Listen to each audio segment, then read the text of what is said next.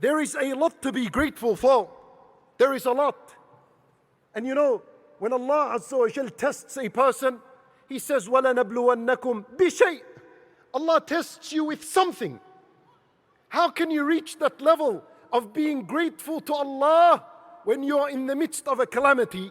Because you know, when a person experiences a calamity, there are 4 ways to react. You can either be displeased with Allah, you can either be patient, you can either be pleased with Allah, and the highest level in a calamity is to thank Allah for the calamity. You know how you can reach this?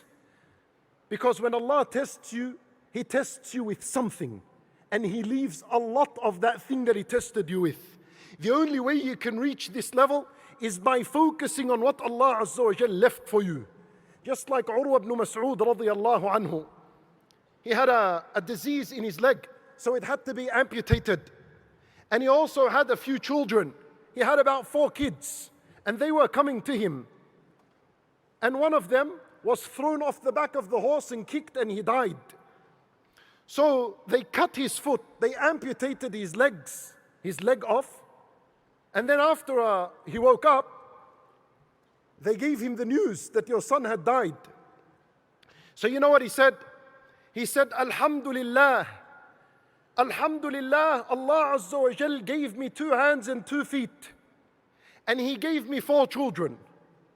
Then he said, Alhamdulillah, for what Allah has taken, and that is 1 limb of the 2 hands and the 2 legs, and He has taken 1 child. He said, Alhamdulillah for what Allah took, and Alhamdulillah for what Allah Azza wa Jalla has left with me.